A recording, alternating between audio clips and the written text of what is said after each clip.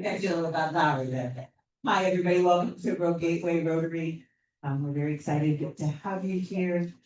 I'd like to invite Renee up for the pledge and the four-way test. I pledge allegiance to the flag of the United States of America and to the republic for which it stands, one nation, under God, But there's been no evidence today that food is willing to do so. And one final point I would say for us is that by indications from training officials I speak with, but also European officials, food believes he has the upper hand on the battlefield right now. Making cost gain and still making gains on the battlefield. So therefore, does not feel a great deal of And I am actually doing the inspiration today for the evidence today. Very lovely Martha Bradford. This is not a food willing to make a deal. Way, and she did this inspiration. I'm just reading it, and I love her selection. The president sort of so whatever happens, stay alive. Don't die before you're dead. Don't lose yourself. Don't lose hope. Don't lose direction. Stay alive. With yourself, with every cell of your body, with every fiber of your skin. Stay alive. Learn, study, think, read, build, even more important because that next meeting would include the one dream, design. When he was being stay alive. Stay alive inside you. Stay alive also outside. Fill yourself with colors of the world. Fill yourself with peace. Fill yourself with hope. Stay alive with joy. There's only one thing you should not waste in life, and that's life itself. And I lost the person that I should be attributing that quote to because I took a screenshot and it's not on. So I'll look that up before the end of today. Do we have any visiting Rotarians? With other administration officials this week. They are trying to bend Trump's ear before he has remember to do that. With Putin, and part of that is because they are, wary that potentially some things that are very important could get agreed to tomorrow, and they will not have the seat. I have a guest, Holly from the Courier. She's a photographer. Holly believes that Putin is convinced that he wants. I said the wrong name. Julie, we just met. So I also have a guest, Julie. Welcome. All things that, of course, are likely making Europe and Zelensky a little bit the announcements as he gears up to head to Anchorage tomorrow. But one important thing I said, one was he kind of acknowledged his mindset heading into this. Donald Trump social for August will be on Saturday, August 30th at Patty Hansen's house at 1 o'clock. It's going to be swimming and bring your grandchildren, maybe snacks, drinks, whatever, and it's $5 per person if you go. Which Saturday? August 30th. August 30th, it's Saturday. But I would need next week to know roughly how many people, so we will send out a sheet around. Thank you. Hello, everybody. Okay, so I am Sergeant Arms today, and on the table are some pages, or 8-page duplicates of some values. So we're going to talk about our values at Sergeant Arms. So take a moment, look at those, think through them and everything. And one of my values is not to waste a bunch of paper and crap, so it printed on the back side of other things. Not really high up on my value list, but just something that's easy to do. But anyway, so think about sort of as I went down this path, sort of values maybe shift a little bit of importance, like during different situations, and maybe some values are contradictory to others, and maybe some are always there, your top 5 or something like that. But we'll call on people to talk about them a little bit during Sergeant Arms. Hi, it is my pleasure to say it's back to school season. And back to school season means it's back for our Service Above Self Award coming. And so I need to, everybody will be getting an email, but the big thing is I need donations. I need 8 of whatever it is that might be useful for a student. And we'll put it in our RCC bags if Sally's able to get them for me. And we will collect also funds so we can add it to the check. And anyway, it's back to school. Gotta support our students. And you got a thumbs up from Sally. Very good. And I don't have an announcement, I have a question. Somebody signed in a Jason Corman comment, a couple weeks ago as a guest, and I can't read the writing, and they want to be on the newsletter, so if anybody knows who that is, let me know. Thank you, guys. Oh, maybe I'll get from the- Can you hear my voice? I know who Jason Carmen is. Okay, I'll get in touch with you later. Okay. And I have the bags. Thank you, Sally.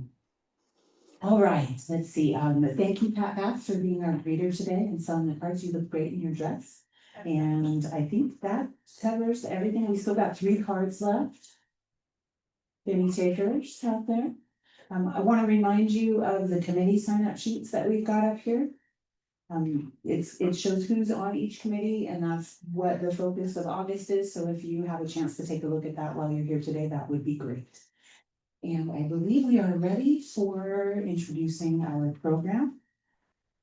Come on up and tell us about our new members, or actually, You do this so well. So you're starting full-time in July 1st? It'll be the Next year. next year, and you'll be doing it for me the following year? No. You know, you do it.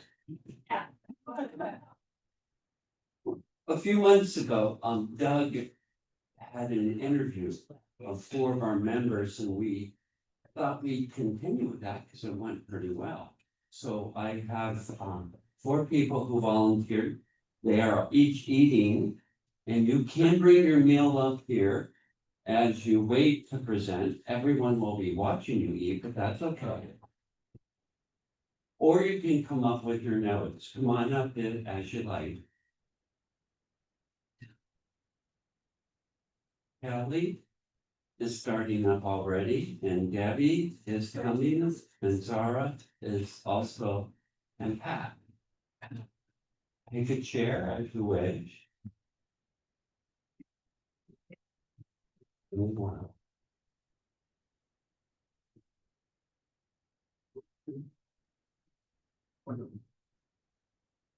Very good, very good. I thought you loved the table, put your notes on.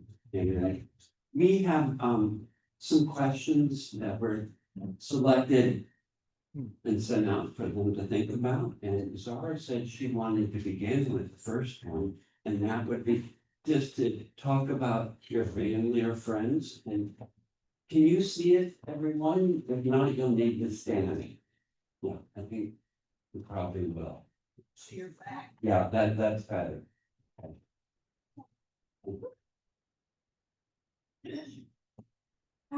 I'll start with family. I was born in Tanzania, beautiful Tanzania. And I was a little child of 9 children. Our house was full of noise and fun and laughter. And after high school, I went to England for higher education, and after I finished college, I worked in London and met my husband, who also had finished medical school and was specializing in kidney disease or nephrology.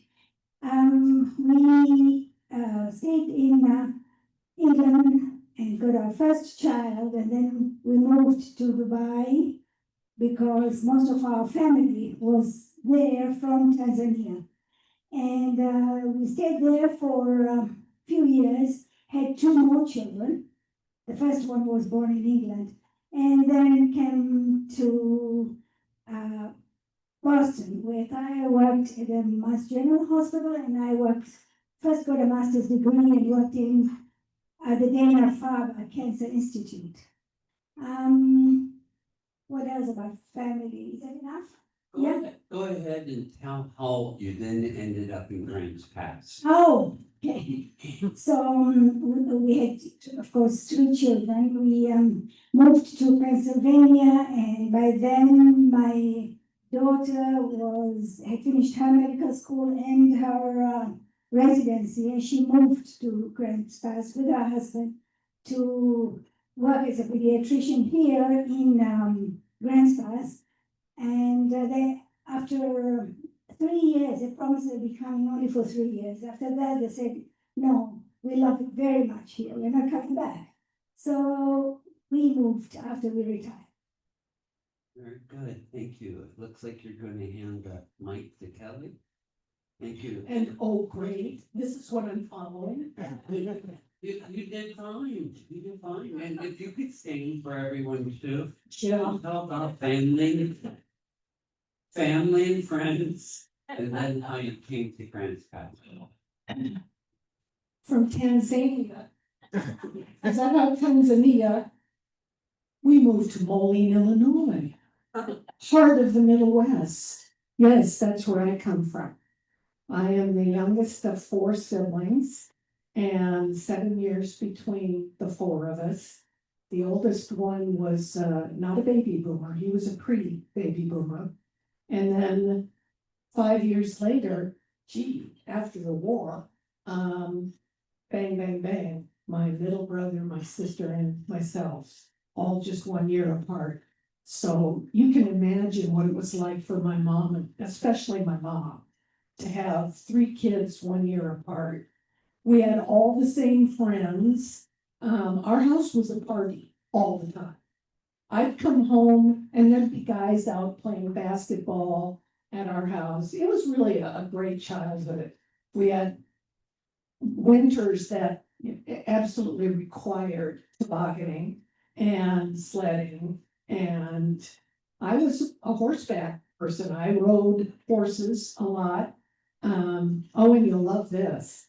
Senior, what was it called? Our graduation big party. We went on a rack ride. I mean, think about that. Who does that? Anyway, I guess people tell me, oh, we went to Disneyland. We did this, we didn't even know what Disneyland really was, other than the Mouseketeers on television.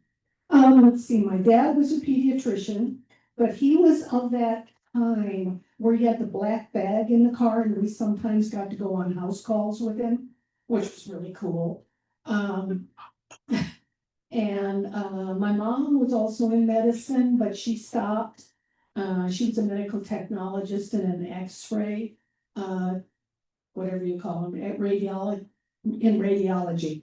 But she stopped all that once she started having children. And what else? What else do you need to know? I was very involved in school, obviously music. I was in all the shows. And I still keep touch with a lot of my friends from there, and went back for the last reunion, and it was really fun. So how did I get to GP? Yes. I knew that was coming. Okay, so I went to college for undergrad at University of Iowa, where I met my first husband. He and I both got art degrees, but I also got an education degree. I'm talking art degrees that are useless here, BAs. Well, his was actually a BFA, so his was a little more useful than mine. Mine was like, what are you gonna do with that? Oh, I'm gonna go to New York and do textiles for Mariam Echo. That was never gonna happen. And, but I always knew I wanted to be in music too. So, my first husband and I, had 2 girls. And he talked me into moving to Eugene, Oregon, because he had some friends that had come there. And I thought, wow, okay. So we went to Eugene, and I realized there that I couldn't teach because the state of Oregon doesn't reciprocate with other states. So my lifetime credential was worthless. Anyway, by then I already had a year of grad school at the University of Illinois, because I'm a resident, and in music. And so when I got to Oregon, I said, I'm going back and finishing grad school in music, and did at U of O. And so got hired in Eugene, and guess what? They immediately, that first year, said, oh, we're starting to cut. We're gonna do budget cuts. Guess who's on the chopping block? Music and art. And so since I had a young family and things were not going well in my marriage, I went to the personnel office and said, sign me up. I got an immediate response from Larry Thornton, the best principal in the world at Lincoln Elementary School. It was very much like the school I had been teaching in Eugene. And I ended up moving here with my 2 kids. And that was in 1986. Thanks much, thank you. And your turn, thank you. What family, friends, and how I that? was thinking it was the part about how you got here. It was just my sister and I, and we moved around a lot, I think 15 times before high school, or before we were married. High school was San Diego, but it was 2 blocks from the college, so I just transferred over to San Diego State and went to college. 3rd year, I was staying with my folks for the summer and met Larry, and we were engaged in 6 weeks and married in 4 months or so. He was doing his first year of teaching, and he was a little older, and we just had a great time together. And we were in Orange County while he was teaching there for 30 years and raised 5 children. And why did we come up here? Well, they're spread out. So Bob's the oldest and the youngest. Well, there's 15 years from Bob down to the youngest. And my grandchildren range from 33 to 2 months. Oh my gosh. Yeah, so we're a big family and we have a lot of fun, did a lot of camping together. How did we get up to Grants Pass? When Larry retired after 30 years of teaching social studies, civics and world history and so on, making up 100-question multiple choice tests. And he dictated them to me, and I would take them down in shorthand and then type them up. We're talking 10 pages, single spaced for high school students, 10 to 12. He was a fantastic teacher. So we didn't want to retire in Orange County. We loved to come camping up here in the Northwest. So we looked for where we could afford, and Grants Pass came up. And we always used to start our camping trips. We'd come up the coast and stay at Jen Smith and then go further north. And so we took the newspaper from Grants Pass to see. We knew it had a brand new high school, had a great park at Reinhardt Park, and those were 2 things that were really important to us. And we took the newspaper and we were a little concerned about the Oregon Nation out in Merlin. But then we read about the peace rally in front of the courthouse, and we decided, yes, this is the place for us. Very good, thank you, thank you. And Debbie is our final presenter on this question. So I was born and raised in Grants Pass. Easy. However, between college and working after college, I lived in 9 other Oregon cities. Although now I've been in our current home for 43 years. But what brought me back to Grants Pass was my husband, Bob. He, I was, I guess, living in McMinnville at the time, and my social life, I really took a good look at my life and thought, I'm really not giving any date a real chance here. Because I'm thinking about Bob Brownell. So I came down to Grants Pass to visit family and stop in to see Bob's mother at the gift store where she was, and we had remained good friends. And Bob and I had an off and on relationship in college. We went together in high school, but college was off and on. And so anyway, I gave her my my phone number and said, say hi to Bob for me. And he was gone that weekend, but when he got home, his mother immediately gave him my phone number, and he immediately called me that night and said he wanted to marry me. So that's how I got to Grants Pass. And, we have been married for 45 years now and have a son and daughter-in-law and two lovely granddaughters who also live in Grants Pass. And I just feel like I've had a wonderful life. Thank you very much. Why don't you hand the mic over to Zahra, and she can start us on the next question. All of us are here at a community service organization. So someone stirred each of your hearts, probably several years ago. If you could share who that was, and then what kind of community service you've done in the past and currently. I don't know. It's just since I was young, I used to sometimes spend my lunch break helping others to do their homework. I always felt that I can help them. I can always help. So that was when I was very young, and then everywhere I moved a lot.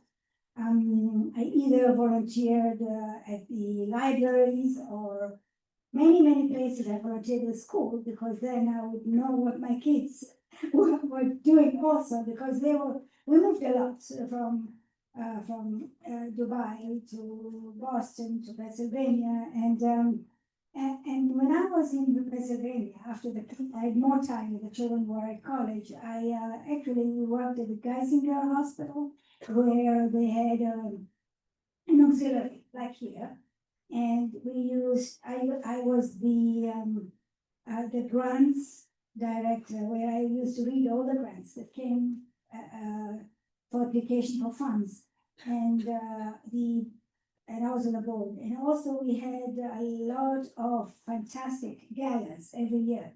And the silent auction really brought in a lot of money. I mean, people were donating, week in of their homes or opera tickets. It was really good. And we made a lot of money. Then we used to fund every year regularly the Ronald McDonald House of Care, Women in Crisis, very similar to here. Fortunately, we did not have homeless people in that area. So, and then the rest of the money was for grants in the hospitals and things like a new equipment for dental department and so on. So that was very big. I kept myself busy volunteering there. Where else? Yeah. Yeah, so when I came here, I was very lucky to meet Claudia.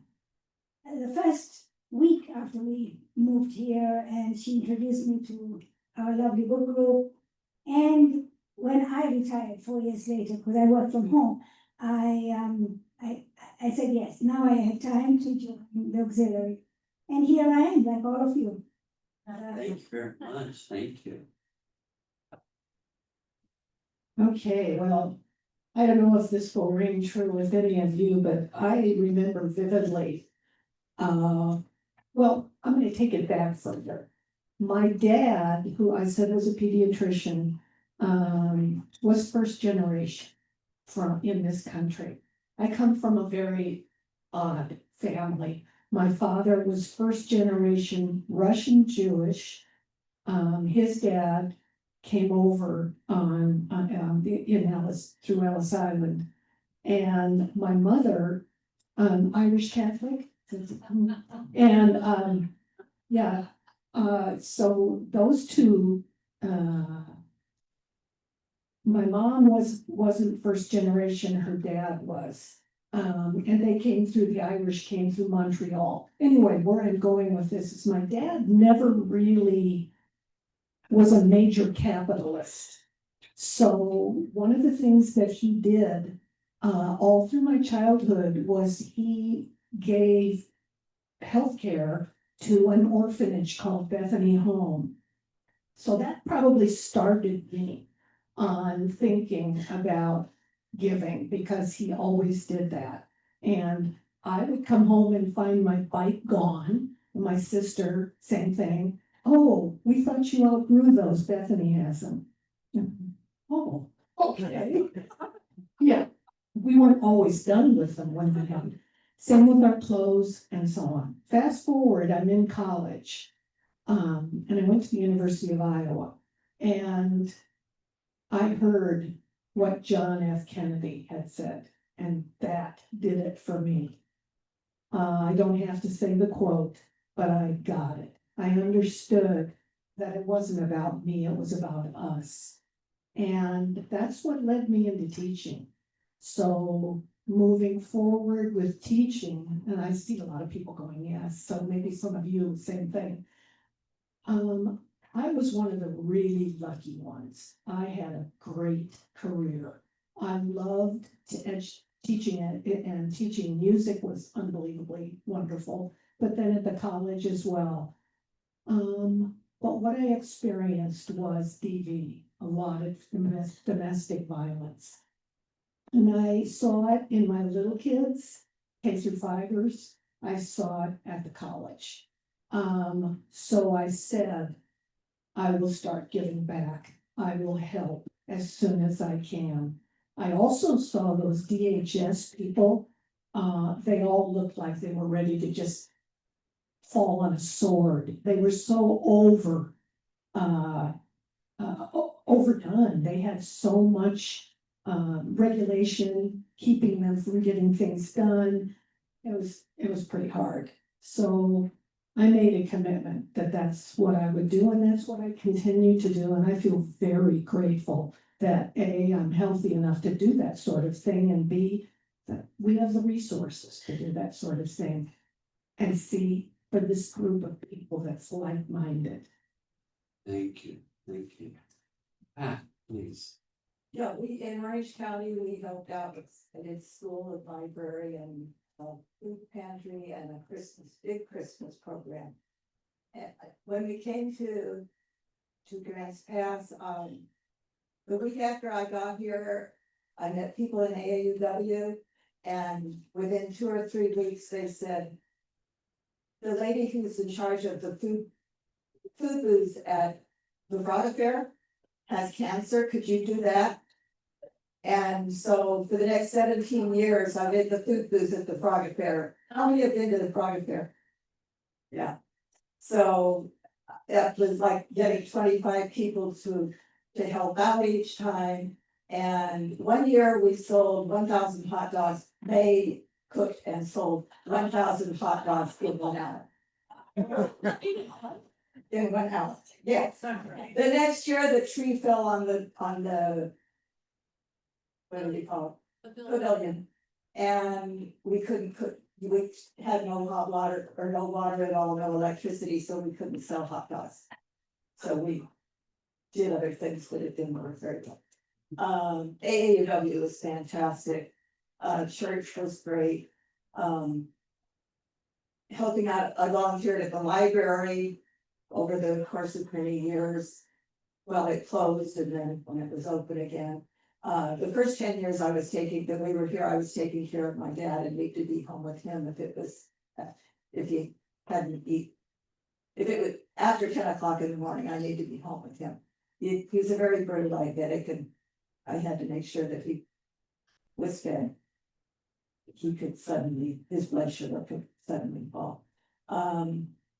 Helping out at with Rotary and 2 food banks, Meals on Wheels, and the food pantry at church. I'm missing 2 or 3, I think. One thing, you gave a beautiful piece of furniture to the veterans, to the Veterans Village area. I know I picked it up, I thought, yeah, okay, that's right, I thought, I think I could bring this home. But it did make it there. Yeah, I like to volunteer. That's what we need to do. And, Well, so looking at my life, looking at these questions, it was like, well, I am a joiner. You know, I joined Brownies, I joined Girl Scouts, I joined Campfire Girls, I joined Job's Daughters. I was a officer in band, but after college, I moved to Tillamook, and at that point, I didn't even know where Tillamook was and had to look on a map. And so I said to myself, okay, I'm gonna say yes to anything. And so I opened a checking account and the woman said, can you sing? And I said, I don't know, I've always been in band. And so I joined Sweet Lines. And then I went to register to vote and said, is there anything I should be aware of coming up to vote on? And so I talked with the city manager and he says, you should be on the Tillamook County Planning Commission. So I was. And then I was in working for a credit company, and so I became treasurer of the Tillamook County Credit Women International, and also a member, vice president of the Business and Professional Women. And so then one of the business and professional women had to step off the Bay City Council, and that by that time I'd moved to Bay City, and so I was kind of a there were two sides to a pressing issue, and both sides liked me, so I was appointed to fill in on the Bay City Council, and the issue was this little tiny community of 2,000 people needed a new water treatment plant. And it was gonna be like $2 million. And that's like, $10 million now for 2,000 people. And people were scared to commit to that, but I looked at the paperwork and it was like, well, Tillamook Creamery is gonna pay for most of this. This is a no-brainer. And so every time I buy Tillamook ice cream or cheese, I think of, I hope let that happen. So when I came to Grants Pass, I knew I enjoyed volunteer work, and I thought, well, I'll join the Sweet Lines and I forget what else I thought I'd do, but I really wasn't enamored with the choir, so I didn't join that, but Jeannie DeCourcy saw our wedding announcement in the paper and said, I go to Brownell, so I think I will contact this Debbie Brownell, and so that's how I got into AAUW.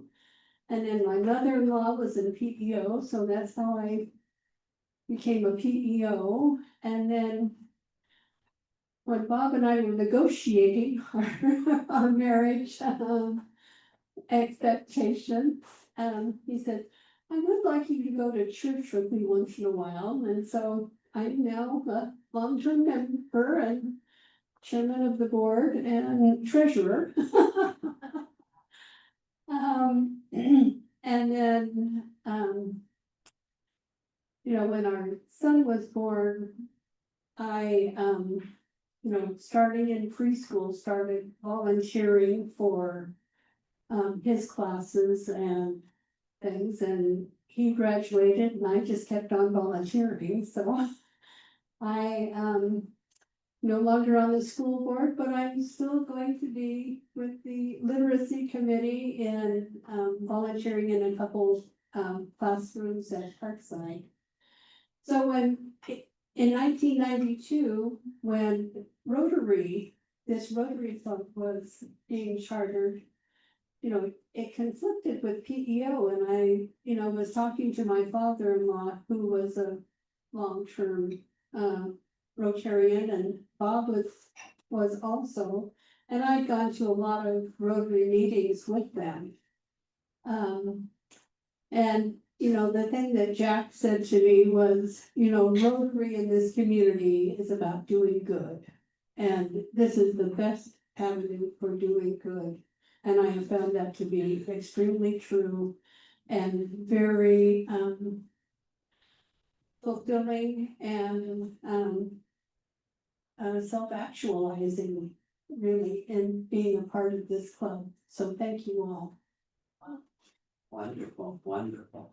We had one more question, but we don't have enough time for each of you to answer it. So I'm gonna say, does anyone here have a follow-up question for any of our participants?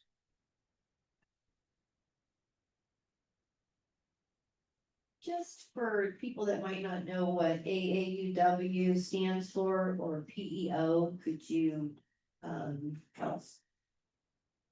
Well, so American Association of University Women, and it used to be you had to be a woman who had graduated from college, and they have loosened restrictions, so now that if you're a man, you can join, and also they're less strict on being a graduate. But they advocate for women on a national basis, and locally, the Brago Fair, I was doing chili with the hot dogs. And a number of other things, but and then PEO is kind of between a service organization and a sorority. So it's got a couple secrets, but it's basically a philanthropic educational organization. And there are like 5 international scholarships that we contribute to, plus we own a college in Nevada, Missouri, and we support each other locally and kind of raise the money for these scholarships. There's also 3 scholarships on a statewide level that we donate to. We just did an amazing one-off fundraiser, and so we just donated $8,000 to those scholarships this year. Wonderful, wonderful, thank you. Any other questions? One sentence each. What do you love about Ranch Pass?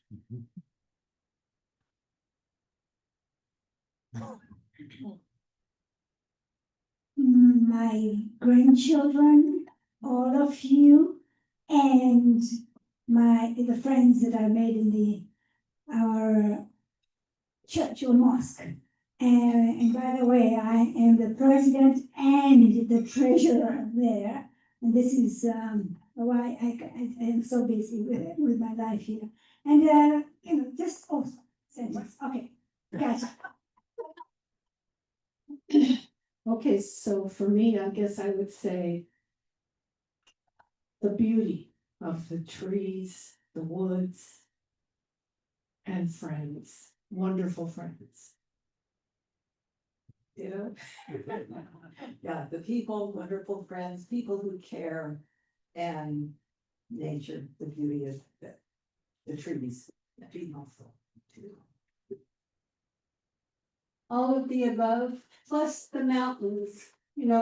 I lived in the Willamette Valley for a while, and when I moved to Tillamook, I realized, I love mountains. And so coming to Grants Pass, I still had those mountains, and we travel a lot, but we always love coming home and thinking this is as beautiful as anywhere in the world. And we know it's because of the climate. Thank you each. We appreciate you. Thank you.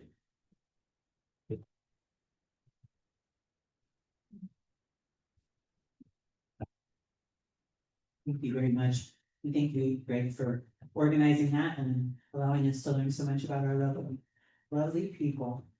Which just reinforces the fact that I get to hang out with do-gooders every Thursday. And I love that. This is such an amazing club and I enjoy being a part of it. So now I'd like to invite up Doug as our Sergeant at Arms. I didn't get the stop sign. I'm doing good. So we got a lot of time still for Sergeant at Arms, so I hope you all have something to say about values and what you think are important or what not.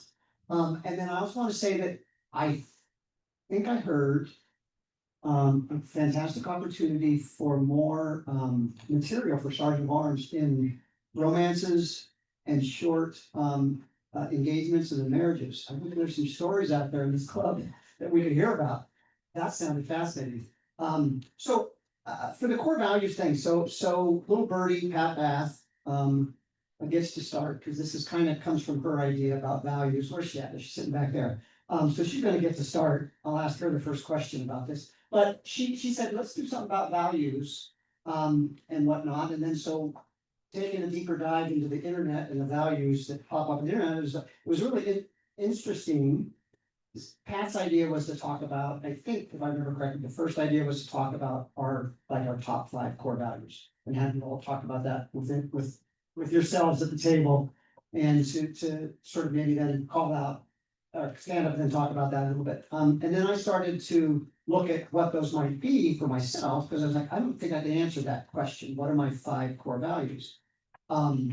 And so then I wanted some help from the internet. So then I saw, 20 values and 50 values and 200 values. And that was a little bit helpful. So then I printed that stuff out. So it's there to spur thought processes of what your values might be. And then I thought, well, some of these are a little contradictory. There's authenticity, saying what you're thinking or expressing your mood if you're in a good mood or a bad mood. But then taking let's say you're in a bad mood, to somebody else can be contradictory to some of the other values that are there. And I'm sure there's a few others that are contradictory.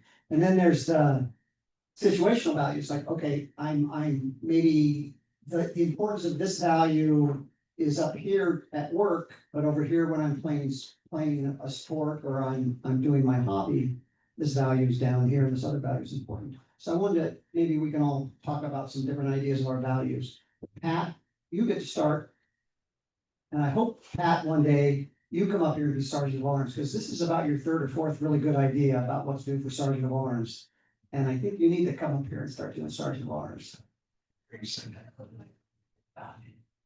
What was that? It was a month ago that I posted about that. I forgot all about it. Yeah, that's okay. So originally I would have felt that honesty, is that what you want me to do? Or Oh, whatever, you doesn't mean there's no rules. You do whatever you like. honesty is one of the top core values. And then I was thinking kindness is one of the top core values. But when I was reading the article, they came up with the things that I didn't even consider core values.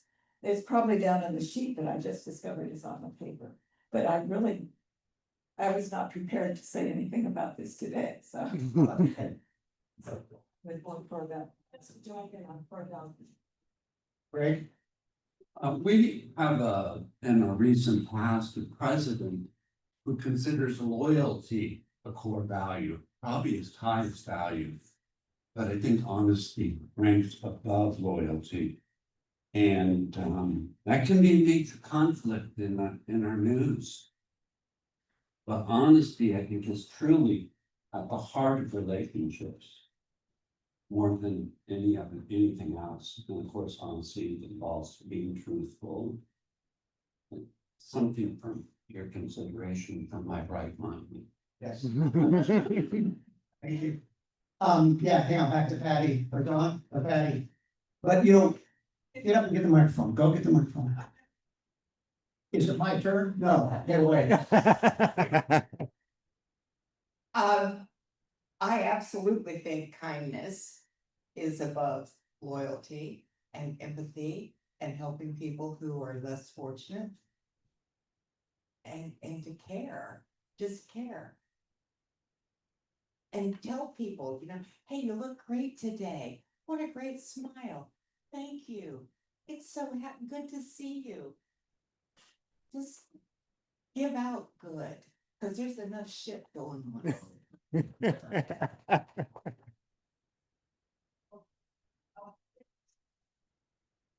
Tolerance. Good, good. I like tolerance.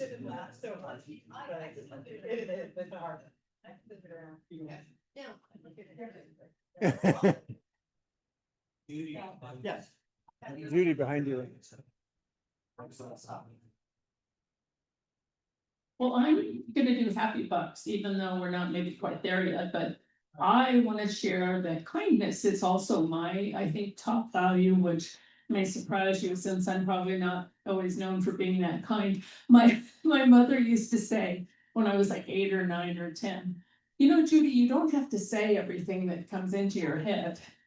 Because apparently I was doing that, but and I remember of the 5 of us, twice I was thrown out of the car for whatever reason. You don't do that anymore, but, and I was proud of it because I had held my ground on whatever the topic was. But yes, I also want to say, I thought today's program was absolutely stellar. And I appreciate all of you people. I cannot believe the depth and range of volunteer work that you do. And you sort of all inspire me. And yeah, and I want to thank you, Doug. You're just a cool person. And I really appreciate that, what you're doing. And I agree, Pat, you should be sergeant. And remember, happy bucks. Okay. Okay. When I look at these core values, I think that some of them are outward looking and some of them are inward feeling. Like the honesty, you're honest with other people, you're loyal to other people, you're fair. But to me, some of the really important ones are the inward core values, which I would say would be your accountability, your trustworthiness, and your integrity. These days, and I wasn't going to bring up politics, but somebody else already did first, that I see people who years ago said something critical of a president, and then these days are kowtowing, I would say, to that same person. And whenever I see that, I just wonder about their personal integrity. It's like, well, why are you doing that now? But I think I can guess. Anyway. Thanks. Well, I went immediately to AI and asked, what are my top 5 values? And ChatGPT responded with, you have values. And but it said, I can't actually see your personal values unless you tell me about your priorities. And ultimately, that in terms of teaching philosophy and so on, it's what does life really mean to you? And how do you act in relation to that? So many of these I would pull out as very important to me, as you pointed out, Doug, in specific situations. So there's priorities that drive many of these values. That's a fascinating way to look at it, to start from the angle of what's the priority and then that leads to the values. I hadn't thought about that, but that's a very smart way of looking at it. Although I got a subscription. Now, Kenny. I just had a, I'm sorry. Doug, you're fantastic. Joke was it going. I feel like I cheated on this one because I've been teaching this in my class for values is a discussion that I have in every single class, whether it's looking for careers, because I think your values really identify your career path. That really can help.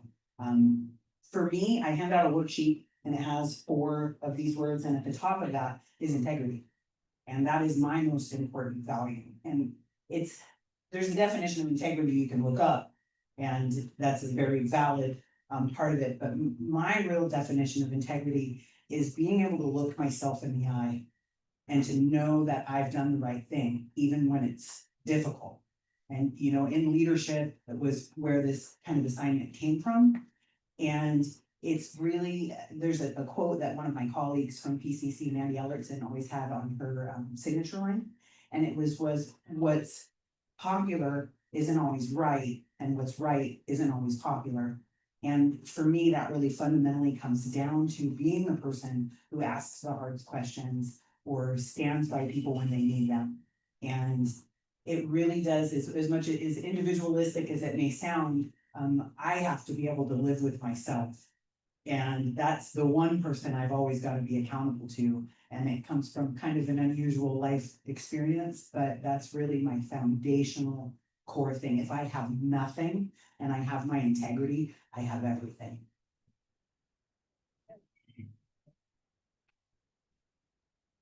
Well, I have to agree with you. Oh, huh, I concur. On the integrity part and teaching it, and I know art, right? You think, oh, how does that relate? But it does, because the students have to be willing to stand by what they drew, which sometimes can be far more important. It's just because you're close. You're close to the speaker, yeah. Okay, I'll stand over here. I don't care. Careful with another one. Steps on that. Yeah. So, you know, because when a student is drawing and doing the assignments, they're coming from themselves, and I'm sure they are in other ways too, but I think that a lot of times the artwork they give was much more impactful than their descriptions about it or how they came to it verbally. So it just seems like it's really, integrity is absolutely the most important. I think honesty works too. I think that makes sense. Well, so the last few years, it's really become clear to me, you know, talking about the motivation, why we volunteer and stuff. And this quote from Mary Makeretti, really summed it up for me. It's love for God and man is the true incentive in all healing and teaching. And so when I stop and think, is this something I should be doing? Is it expressing my love for God and man? You know, every one of these values, honesty, integrity, kindness, they all stem from love for God and man. And so I prefer women, but. Men can be quite cruel. well, I'm talking about the generic human. Human. But so that's really, you know, I know I was thinking about one of the questions that students ask me in mock interviews is, so what's the most important thing? You know, and I was thinking about honesty and integrity and hard work and all that, but if you are loving yourself, if you're loving God, if you're loving the people that you are associating with, then that integrity and honesty and authenticity and professionalism, they all come through, and you're giving of your best self.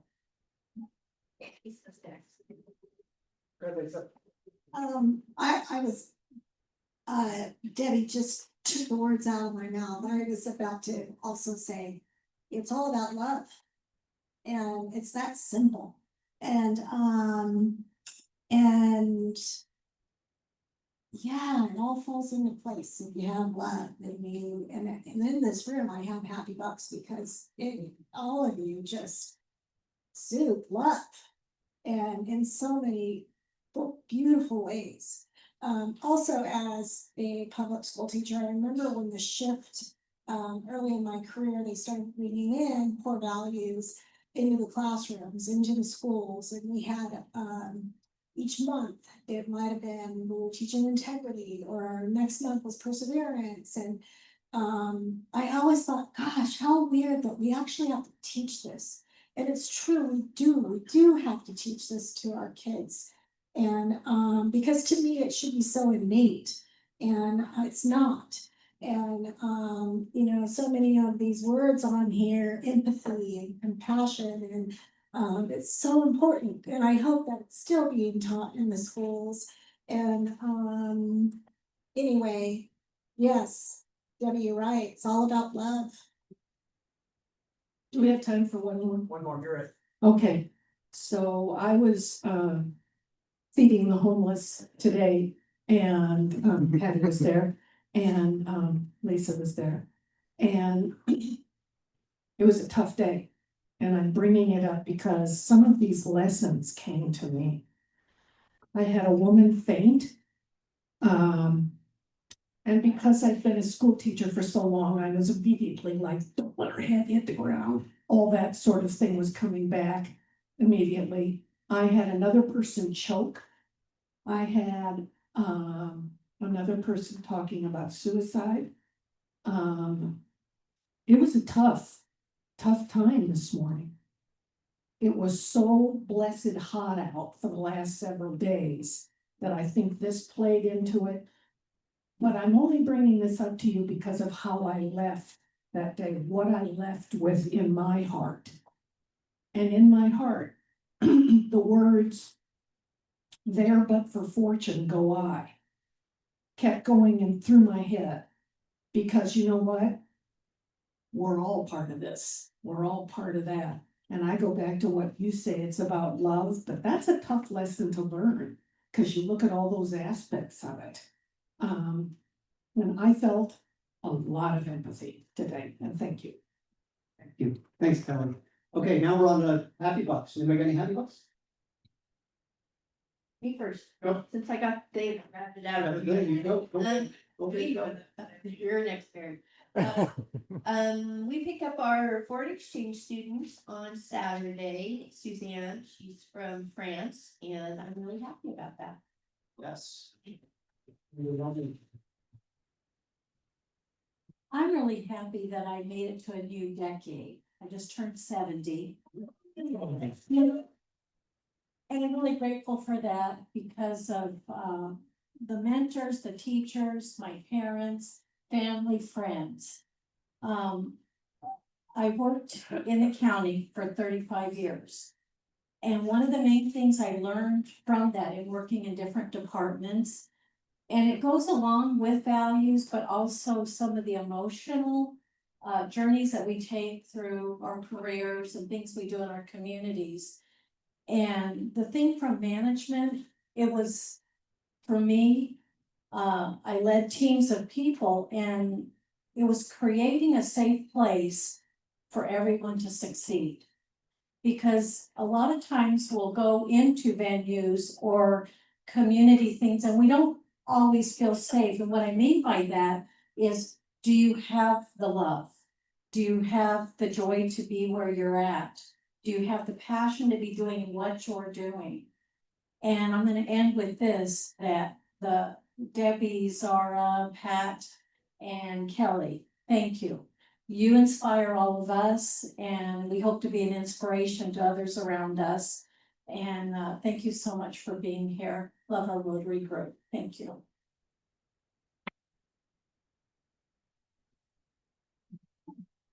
Yeah, I'm so thankful that our family was expanded and we got another granddaughter 2.5 weeks ago. And my 3 grandchildren were in Budapest, Hungary for 3 weeks, came back very happy, and my daughter went to visit the baby, and Tahir and I are really looking forward to going in Thanksgiving to see the baby.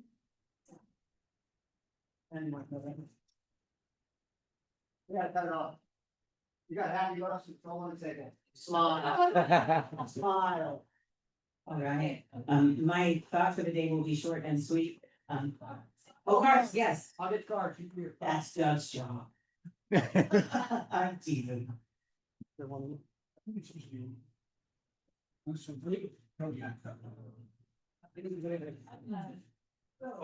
here we go. There's cards right here. She got it, thank you.